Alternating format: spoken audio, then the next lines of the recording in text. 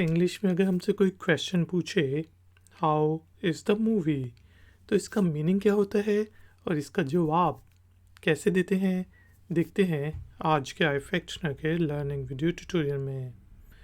दोस्तों, how is the movie का meaning होता है मूवी कैसी है, फिल्म कैसी है।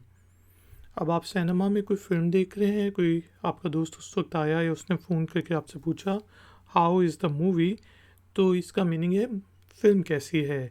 इसके अलावा जब आप मूवी देख के आ चुके हैं तो वो पूछ सकते हैं हाउ इज़ द मूवी, कि मैंने भी देखनी है हाउ इज़ द मूवी, या फिर how was the movie, film कैसी थी।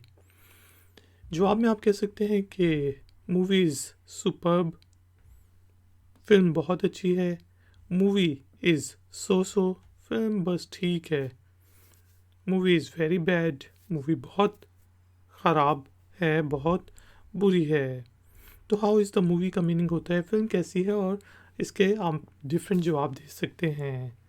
अगर आपको ये वीडियो पसंद आई है तो लाइक का बटन ज़रूर प्रेस करें, वीडियो को शेयर करें, और चैनल पे नए हैं तो चैनल की सपोर्ट के लिए और नई नई नोटिफिकेशंस के लिए चैनल को सब्सक्राइब कर लें। मिलते हैं नेक्स्ट वीडियो ट्यूटोरियल में।